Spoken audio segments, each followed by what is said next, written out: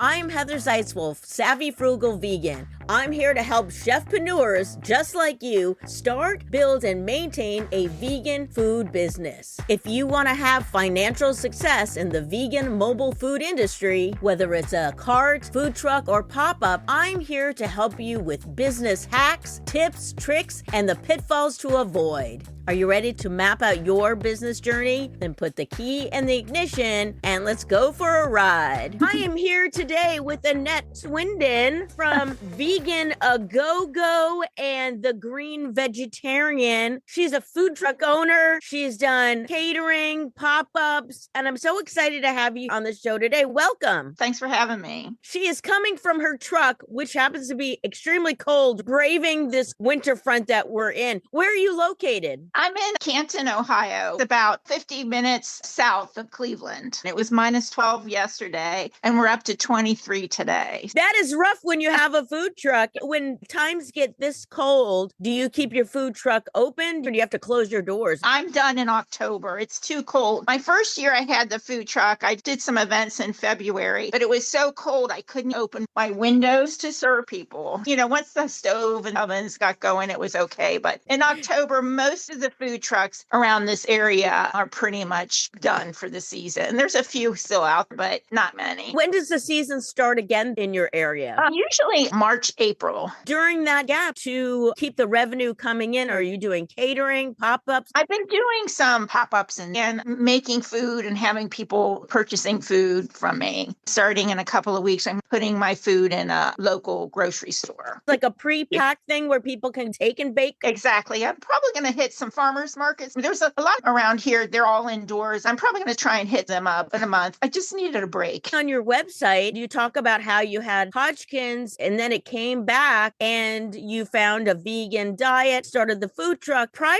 to that, were you a chef already or did veganism turn you into a chef? When I got the food truck, I had never worked in a restaurant. I was absolutely clueless. I just went with it. I used to tell people I don't read novels. I'd read cookbooks. I always liked to cook. And fortunately, in my area, the other food truckers are so nice and helpful. They would help me in any way because I was absolutely clueless. The first time the fire marshal came on my truck to check out the system, I had no idea. And he's like, well, you have to be certified. I played pretty dumb my first year. There's so much regulation around having a food truck. You mentioned the fire marshal. There's food inspectors. Everywhere you go, it's different. Licensing you might need or parking permits. When you were starting out, you bought a food truck and it happened to be already a vegan food truck. How did that come about? Prior to getting the food truck, I had Hodgkin's. The Hodgkin's got cured, but I was having issues with my heart because my tumor was wrapped around the main arteries of my heart. I had to have a triple bypass. Ooh. And that's when I became vegan. A physician asked if I had read Dr. Esselstyn, a proponent of plant-based foods. I read his book and it kind of changed my mind. From that, I had to go to cardiac rehab. I became friends with one of the nurses. That's when I really went into vegan plant-based cooking. I did demonstrations for her. It was going well. Then I started doing pop-ups in my home, cooking classes in my home. And people were asking me, well, why don't you open a restaurant? And I'm like, I didn't want that 24/7 commitment. So I kind of thought, I should just do a food truck. The next day, a friend of mine called me. She found this food truck. Some guy in Cleveland wants to sell. It was like the planets aligned. He was selling tacos. It was not plant-based. When I walked into the truck, you could feel the grease. It was terrible. He had a fryer. Long story short, he told me, I bought the truck from St. Louis, and it was actually a vegan food truck. The people in St. Louis ended up getting a brick and mortar, so they sold the food truck. The universe really wanted that food truck to be vegan. It had a short stint of greasy tacos that were not vegan, and it went vegan. When you've started your truck, being that you've never been in the restaurant business, how did you come up with your first menu and pick that out? I had been cooking all along for pop-ups, so I had a feel. And my whole concept was to make regular meat eater foods and turn it vegan because there's not a lot of vegans in this area or plant-based. Up in Cleveland, I never ventured my food truck up an hour away. I was a little nervous going on the highway with it, although she probably would have been fine. So I just kind of researched, a lot of research and decided, burgers, loaded nachos, vegan hot dogs, then had kind of a core menu and would do specials. meals like oyster mush and po' boys. I would introduce people to jackfruit, buffalo cauliflower wraps, that kind of thing. And I would experiment and see what worked. Did you try to keep your menu limited, or were you exploring different things? How did you structure it? I had sections. I had my burger section. So it would be like a cheeseburger. I would have like 3 different burgers. And then I would do different hot dog toppings, like a Chicago dog, a chili dog. Then I would do loaded nachos. They were really popular. I had chili and the cheese sauce that I made. Everything was made from scratch, with the exceptions of the burgers and the hot dogs. I would buy those. It would be cohesive. Like I would have mac and cheese because I had the cheese sauce. One thing led to the other. I usually had 2 specials. If I got a deal on cauliflowers, I would do the buffalo cauliflower wrap. They were really popular. And I have a local gal that does mushrooms. So I would do different things with oyster mushrooms. And at the farmer's market where the university was, Kent State, I would have a little bit of a breakfast menu because that was early in the morning from 9 to 1. When you first started out, how did you know which locations to go to? How did you scout those out? My first year, I did anybody that would take me, which was a mistake because I'd walk away making $50.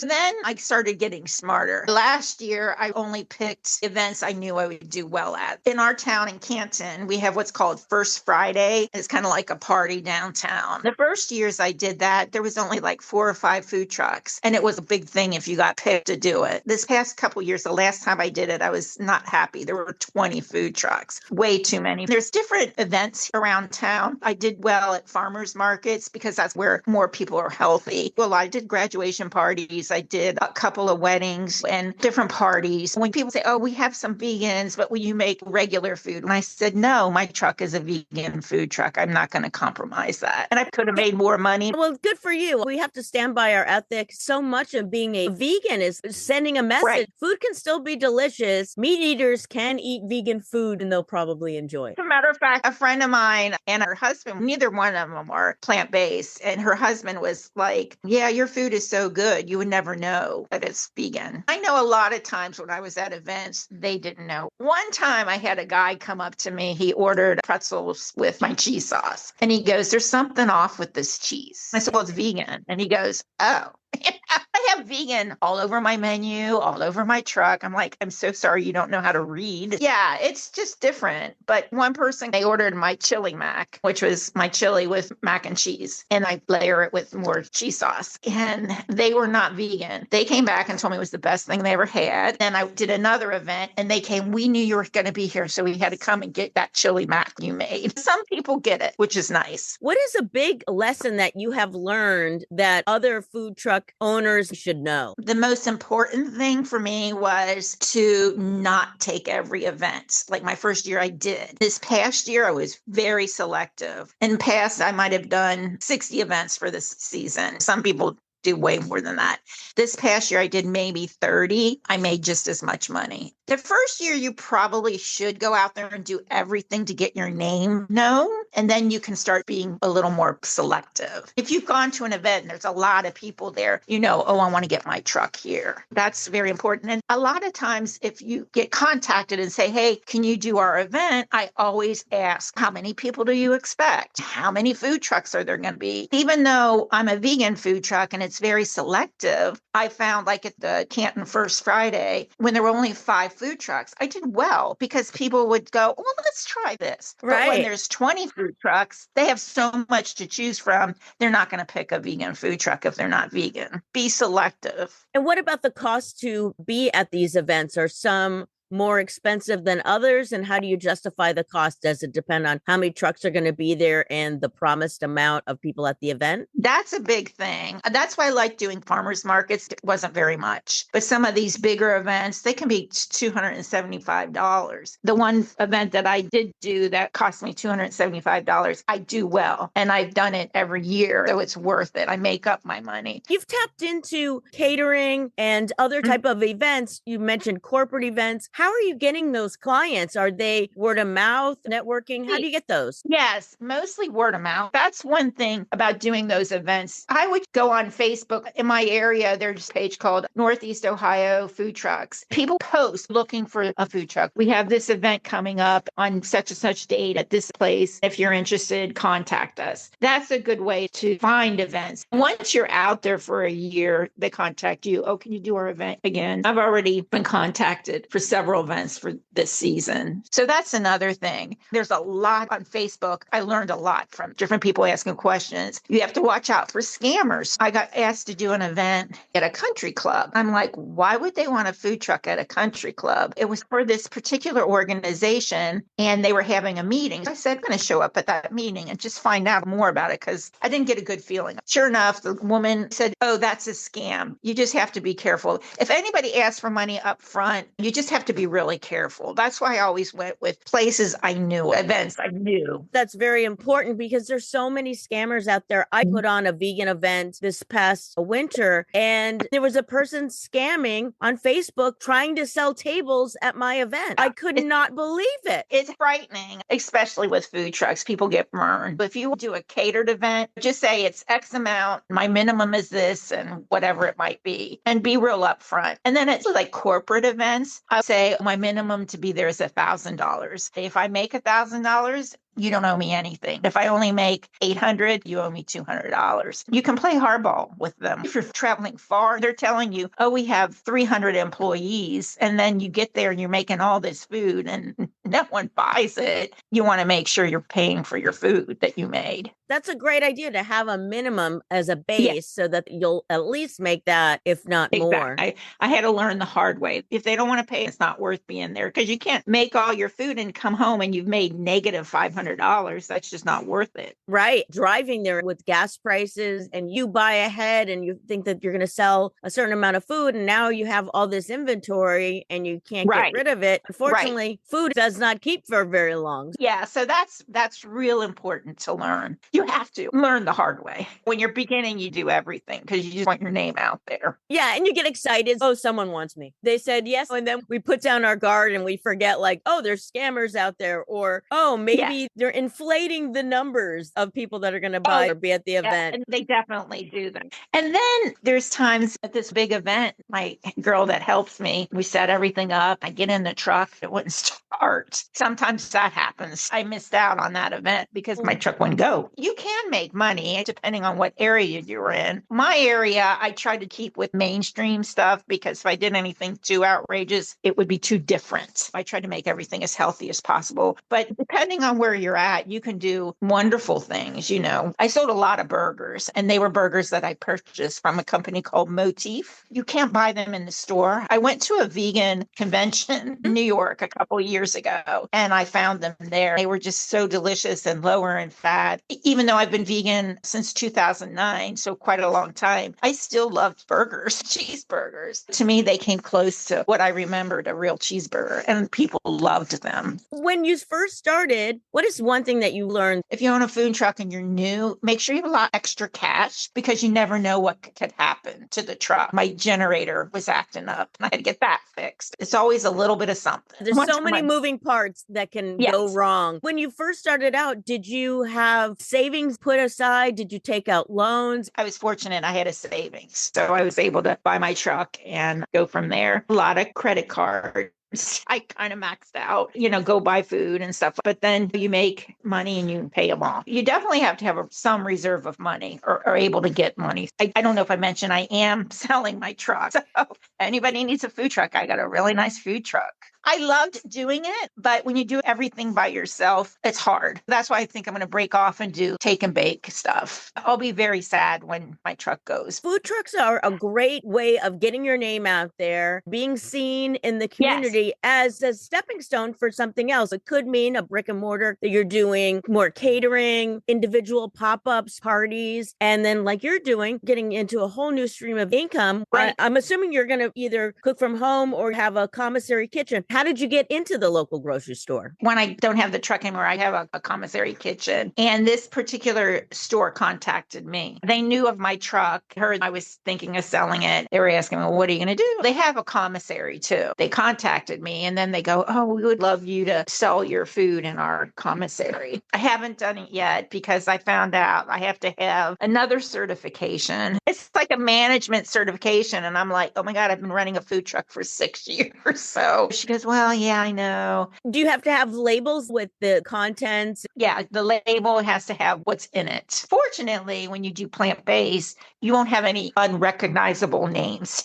It'll be like nutritional yeast, onion powder, onions. So that's good. You do have to have it labeled. A couple of years ago, I was the vegan chef at a Worcester college. That was a really nice event because it was during winter months. It took me an hour to get there and I had to get up at 4:30 in the morning, but it was worth it. Anyway, a lot of opportunity out there with a food truck, that's for sure. Go to a college because they always have some sort of events going on all the time. Who would they contact at a college? Is there a particular department? Call the college and say, I'm looking for the events planner. They might say, we don't have that. And say, I have a food truck. I'm looking at the person that might want to book us or whatever. They'll tell you who to go to. Fortunately, all the colleges had contacted me because there's not very many vegan food trucks in my area. So if they wanted plant-based, they always would say, we heard about you and positive reviews. I was very lucky. I'm sad to sell the truck, but just on to the next venture. When you first bought the truck, being that it was already a vegan truck, then it was a taco truck, did you have to do much as far as repairs or upgrades to it, or was it pretty much ready to go? It was pretty much ready to go. There was just a flat top in here. There wasn't an oven. The first year I did use that. The fryer was in here. I never used the fryer. The second year I got the fryer out and then I had a stove put in, like a regular stove. That was probably the only thing I changed in the truck. When I purchased it, it was ready to go. I had my refrigerators and my steaming table ready to go. If someone wants to buy your truck, then it's pretty much good to go. What's nice about my truck is my generator's built in. If you go to an event, you'll notice people have their generators away from the truck. Mine's built in. So all I have to do is open it, flap, hit the switch, and it goes on. My propane tank is also built in underneath the truck. When I bought the truck, I had no idea about any of this. I didn't realize how lucky I was. You hear so many horror stories about all the things people have to do. Someone was watching over me for sure. When you first were taking payment, if you're new to all of this, did you have a POS? Were you taking cash, credit cards? How did that work for you? I take any form of credit cards and I use Square. I highly recommend it. You do have to pay for that. It's a percentage of your total sales. It didn't amount to that much because then at the end of the event, I would put the menu on the Square app. I could see how many burgers I sold, how many nachos I sold. It was really nice. Then I knew year to year, I went to this event last year and sold a lot of mac and cheese. So I better make a lot of mac and cheese. It was really helpful. I highly recommend Square. I love that you looked back at the data and you made conscious decisions around like, this is what sold before. I'm going to double down on this again the next year. How did you determine your pricing? Did you just look at what everybody else was doing? Were you measuring each thing to figure out how much you're going to charge? How did that work for you? I would get yelled at by my sister. You don't know exactly how much you make. And I kind of did because, like, let's say a burger. I knew how much I paid per burger, per piece of cheese, hamburger bun. I figured, okay, it cost me X to make this. I can charge XXX to make profit. My prices were well within everybody else's food trucks. What about all of the extra things like utensils? I don't know in Ohio if you have any kind of regulations, but some places they have to be compostable. Did you have any restrictions to abide by that was more expensive? Since I'm a vegan food truck, I try to be proactive, recyclable products. And that's what I used. In your pricing, you figured how much is that going to cost you? Any last thoughts you want to tell people if they're wanting to take the same kind of adventure you have? I would say go for it. I did this adventure at 60. I'm 67 in April. That's why I decided it's time to semi-retire the food truck. I figured I was in my last chapter of my life. I should just go for it. So I would say go for it. I knew absolutely nothing. If I can do it, anybody can do it. And I did a lot of reading and research. You have to have some extra money available to pay for gas and propane and all of that. But it is definitely worth it. And it depends on your area too. You've got such a great personality. I think that probably lent itself itself for you getting so many gigs through your truck. You have this aura about you that's very comforting. Yeah, on big events, I had somebody help me taking the orders. That person is very important. My back's to whoever's buying my food because I'm busy prepping it. So whoever is your person taking the money, make sure they have a great personality because you could lose sales. Yeah. Fortunately, I've had great people helping me that were just as vivacious and fun. A lot of people would make comments, oh, those two girls were so much fun. She was phenomenal. I've had great people to help. Also, you have to be fast. That's really important. There's only ever been two people on my truck, me and another person. And I'm the only one that's basically doing the food. One time I went to a food truck and there was 3 people helping and the food took forever. I have everything prepped and ready to go because people hate to wait. Especially at an event where there's things going on. Maybe there's music and people want to get to a concert. They're just going to get annoyed. You don't want that to be what they remember you by. Exactly. Annette, thank you so much for being on the podcast today. Oh, thanks for having me. It was so fun. If you know anyone that wants a food truck, contact me.